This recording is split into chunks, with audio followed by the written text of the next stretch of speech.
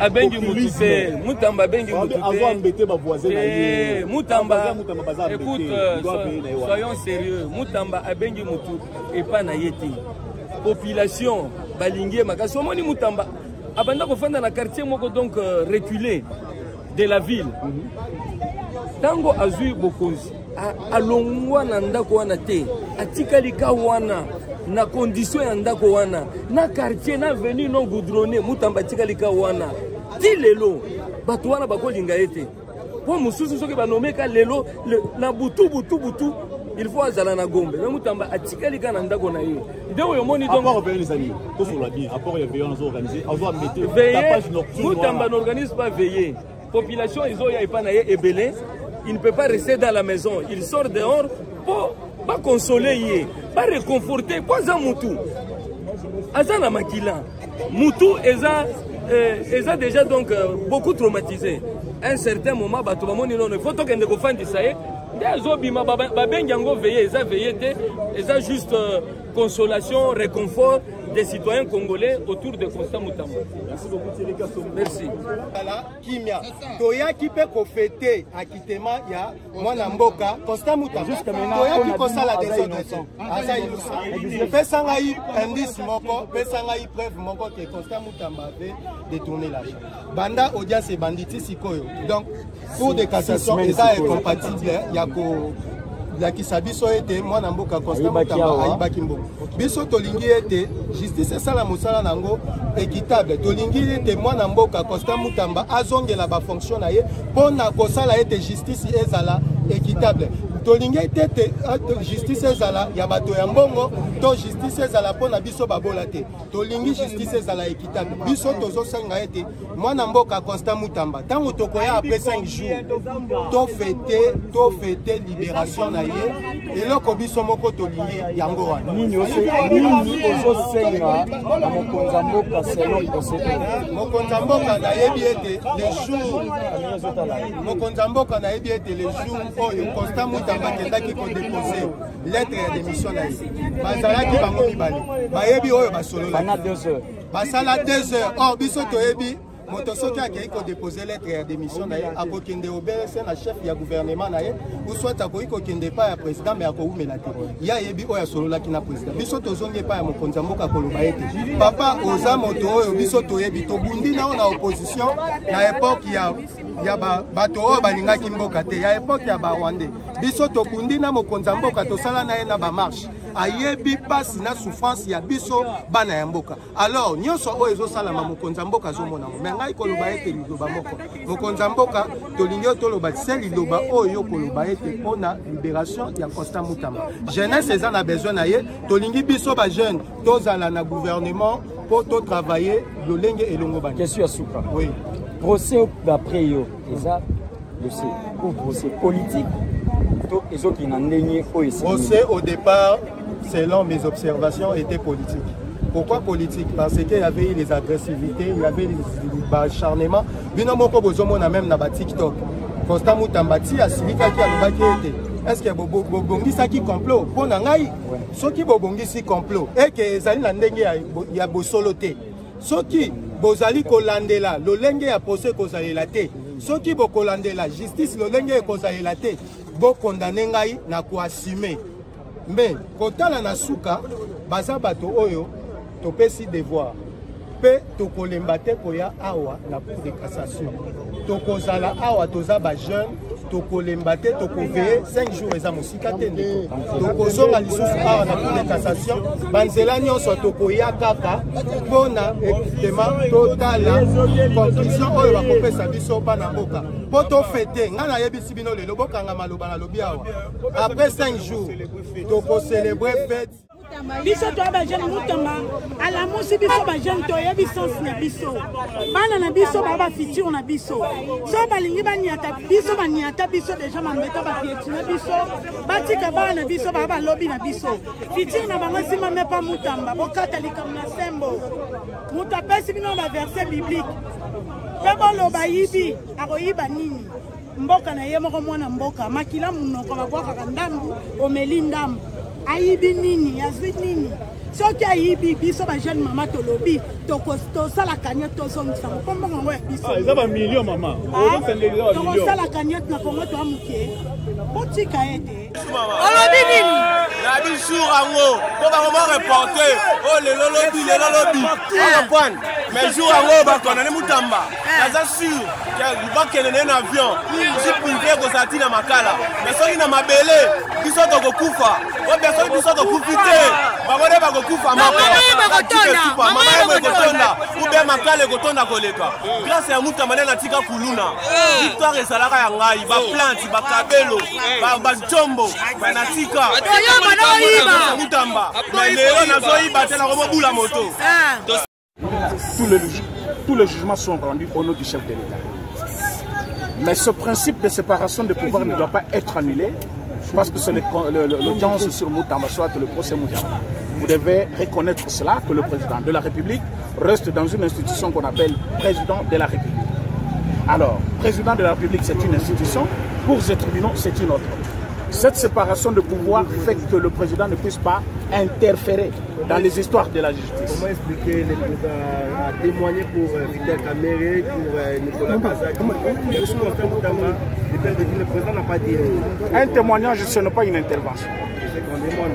Bon, c'est ce que nous voulons, mais jusque-là, je n'ai pas vu une émission accordée au chef de l'État, soit de l'interview, où le chef de l'État n'a pas parlé de Mutamba. Parce que vous vous souviendrez que ce Mutamba constant que vous voyez aujourd'hui, c'est le président de la République lui-même qui l'avait choisi comme ministre de la Justice contre toute attente de la population.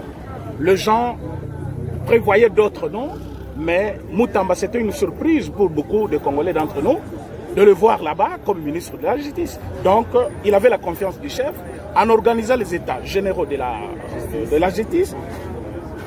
Vous conviendrez avec moi que le chef de l'État l'a dû devant des caméras que vous avez mon soutien, aller jusqu'au bout.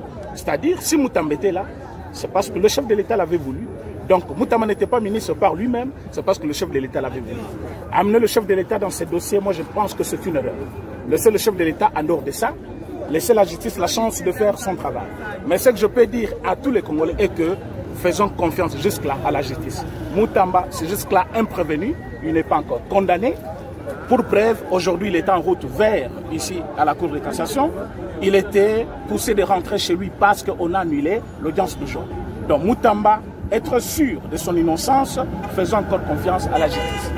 Avec le déploiement de la police, donc, il y a quelque chose. Pour des mesures sécuritaires, nous pensons que la masse n'a pas d'âme ni d'esprit. Pour sécuriser les personnes et leurs biens, la disposition prise aujourd'hui par la Cour de cassation, ce n'était pas quelque chose d'anormal, c'était dans le souci d'encadrer la masse et puis sécuriser la population. Nous sommes là pour attendre le temps qu'il faut. Pourquoi la Cour n'avait-elle pas annoncé la nouvelle bien avant cette audience? Je ne suis pas le porte-parole de la Cour, mais tout ce que je peux vous dire, c'est que le travail judiciaire a des contraintes, a des réalités administratives, d'organisation et procédurales aussi. Et donc, nous sommes tous appelés à respecter les décisions de la Cour. Il y a une ordonnance, nous nous inclinons, nous reviendrons. Il y a eu beaucoup de suspicions, ou il y a encore beaucoup de suspicions autour de ce procès, et ça ne va pas encore renforcer la mauvaise image de la justice congolaise. Écoutez, c'est à la fois une affaire comme une autre dans le sens où c'est la justice de notre pays qui fait son travail, mais on ne peut pas non plus dire que c'est une affaire totalement ordinaire.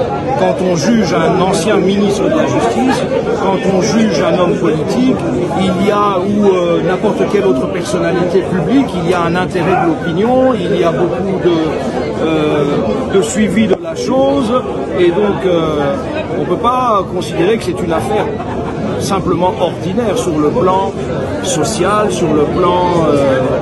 c'est ça aussi le travail de la justice. Donc, nous faisons confiance à la Cour jusqu'au bout. La Cour n'attend-elle pas finalement une décision des politiques pour prendre une décision définitive? Écoutez, on ne peut pas dire ça. Vous connaissez la constitution de notre pays. La justice est indépendante. Moi, en tant qu'auxiliaire de justice, je ne peux que vous rappeler, en tant qu'avocat que le respect de la Cour est de rigueur. Nous espérons l'acquittement de notre client. Pour le reste, je ne peux pas vous parler d'interférence politique ou quoi que ce soit. Pas du tout. Les juges, nous sommes au sommet de l'appareil judiciaire. Nous attendons en toute confiance leur décision. Qui intervient quand? Dans 5 jours. La date exacte? Ah, la date exacte, il faut que je regarde avec vous. Le bâtonnier Maurice Kanyama a pu donc lire l'ordonnance en question, mais je ne peux pas vous donner la date, le 2, le 3, 5 jours. La Cour de la Cour de cassation que notre client a reçu la décision portant report de l'audience d'aujourd'hui. Donc dans 5 jours, nous serons encore ici. C'est une décision qui a toujours été possible à ce genre de circonstances. Peut-être la Cour n'est pas prête à nous rendre une décision aujourd'hui. Peut-être un problème technique d'être la saisie. Peut-être il faut harmoniser le point de vue parce que nous sommes en matière pénale. En matière pénale, c'est une conviction du juge. Donc nous demandons à la population congolaise de faire confiance à la justice, d'éviter les actes de vandalisme et de comportements inciviques. En démocratie, les citoyens se conforment à la loi. Nous sommes devant l'organe de la loi, la justice, nous l'attendons et nous avons la pleine conviction qu'il y aura une décision neutre, une décision impartiale, une décision scientifiquement prouvée et motivée. Donc on reviendra ici dans 5 jours. Ce qui est important, c'est que vous les médias, vous avez l'obligation de relayer, de faire partie de cet environnement dont nous avons besoin parce que le Congo a besoin de justice juste. Le Congo n'a pas besoin de justice des réseaux, justice d'amis. Non, nous avons besoin de justice au milieu du village qui peut garantir l'émergence de ce grand pays. Le président Fathi est en train de militer pour que la justice soit une réalité sociale acceptée par nos compatriotes. Il faut qu'il y ait la confiance entre la justice et le peuple. C'est pourquoi le président dit justice est malade, mais elle est en train d'être guérie parce qu'ici à la Cour, il y a des hommes et des femmes qui manifestent encore la volonté de vouloir guérir la justice. La RDC a besoin de la justice, il faut faire confiance à celle-ci. Par contre, il faut éviter la justice privée et la justice médiatique. Donc, si peut-être aujourd'hui la Cour n'a pas préparé sa décision, donc elle demande 5 jours pour qu'il n'y ait aucun problème. On reviendra ici devant la Cour et Moutamba est encore présumé innocent parce que la décision de culpabilité d'acquittement ne peut être prononcée que par les juges du fond. Donc, éviter des spéculations, éviter aussi des fake news, des mauvaises informations parce qu'en démocratie, les citoyens ont droit à l'information, une vraie information. Parce que le droit à l'information fait partie du droit de l'homme dans un environnement démocratique. Personne ne peut vous empêcher d'en avoir. Vous avez droit à avoir des informations, communiquer aux autres. Je vais m'arrêter par là. On dit ceci en droit, il y a un adage. Si les juges jugent, le peuple doit juger les juges. C'est-à-dire à chacun de vous, à chacun de nous, nous avons une part de la justice innée de Dieu qui loge dans les cœurs de chacun de nous. Nous allons suivre ce que la Cour va décider d'ici quelques jours. Peut-être ça pourra servir une leçon et créer un climat de confiance entre le peuple et sa justice. Merci.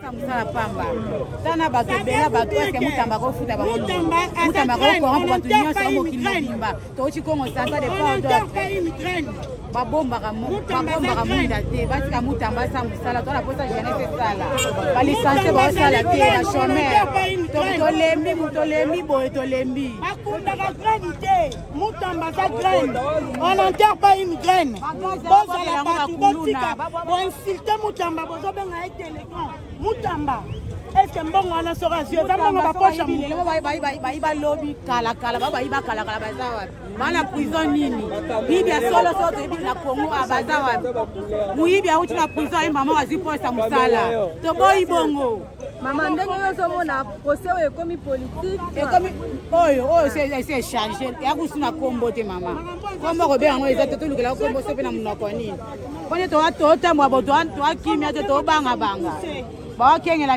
biso to mo banga ba bandete wana za les congolais za malaise pourquoi salaire mais congolais attendez attends pe bana yebo kuta salaire te mi awa pona koloba ete cour de cassation azali incompatible ya ko tracer du camp Alors, bango babangi biso mboka, babangi population congolaise. Alors, bango balobi ete ba reporter mboka ndenge nini boye. Bamiyibi bakomi kosambisa ba innocent. Balingi bakondane ba innocent. Oh mboka tinde FARDC ka pone biso peuple. Zo FARDC wana ka pop. Population balingi makasi omoni Mutamba abanda kofanda na quartier moko donc reculé de la ville. Tango azui bokonzi alongwa na ndako wana te atikalika wana na condition ya ndako wana na quartier na avenue non goudronné Mutamba atikalika wana ti lelo bato wana bakolinga ete po mususu soki banomeka lelo na butu il faut azala na Gombe mais Mutamba atikalika na ndako na ye nde oyo moni donc rapport organisé ali tout sur la bien rapport ya veillance organisé azo mettre tapage nocturne Mutamba n'organise pas veiller population ils ont ya epana ye ebele il ne peut pas rester dans la maison il sort dehors pour pas consoler ye pas réconforter pas un mutu azana makila mutu eza déjà donc beaucoup traumatisé à un certain moment bato bamoni non il faut que ndeko fandisa ye ndazo bima babengi yango veiller eza veiller te eza juste consolation réconfort des citoyens congolais autour de Constant Mutamba. Merci beaucoup Thierry Kasongo. Merci. Bato wana bakolinga ete po mususu soki banomeka lelo na butu il faut azala na Gombe mais Mutamba atikalika na ndako na ye nde oyo moni donc rapport avec les amis tout sur la bien rapport ya veillance organisé azo mettre tapage nocturne Mutamba n'organise pas veiller population ils ont ya epana ye ebele il ne peut pas rester dans la maison il sort dehors pour pas consoler ye pas réconforter pas un mutu azana makila mutu eza déjà donc beaucoup traumatisé. À un certain moment, bato bamoni non, il faut que ndeko fandisa ye. Azo bima babengi yango veiller, eza veiller te, eza juste consolation, réconfort des citoyens congolais autour de Constant Mutamba. Merci beaucoup Thierry Kasongo. Merci. Nous, étant que la jeunesse congolaise, on ne pourrait pas accepter cela. On voulait réclamer ce qui est notre droit. Et on voulait aussi dire ce que... De la cour.